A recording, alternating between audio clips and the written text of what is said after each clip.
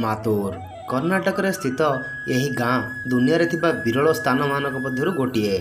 एठिकार निवासी माने आज भी संस्कृतर शास्त्रीय भाषा रे कथबार्ता हेउचंती।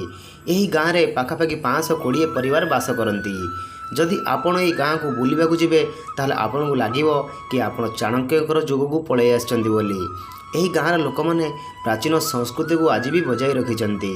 एही गाँव रे सब लोक माने निज निज भितर संस्कृत रे कथबार्ता करिथांती। एठिकार वृद्ध लोक मानक ठारू नै छोट छुआ माने भी संस्कृत रे कथबार्ता करती।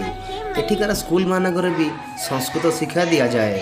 सबु जातिर लोक माने एही स्कूल रे पाठ पढ़ी पारिबे एवं कौनसी जातिवादर बारण भी नाही। आम भारत में संस्कृत भाषा लोप पाई जाउथिबा बेले एही गाँव रे संस्कृत भाषा तांको मातृभाषा पलटिची।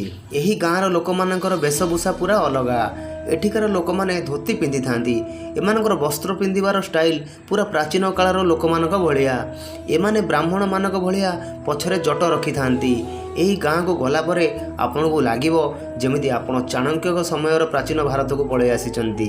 एही गाँर लोक माने 1880 ठारू संस्कृत भाषा रे कथबार्ता करिबा आरंभ कले एवं स्थिर कले एही भाषा को तांकर मातृभाषा करिबा लागि एवं सेही दिन ठारू एठिकार छोट बड़ समस्त लोक संस्कृत रे कथबार्ता करती।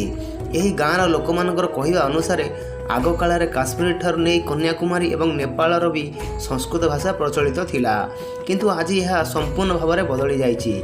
एमिति बिल्कुल कह जाई परिबनी कि एही गाँर लोक माने बदली नाहांती कि समय सह पछरे अछंती। एही गाँर युवक माने संस्कृत को छाड़ीदेले इंग्लिश रे भी भल कथा होई पारंती।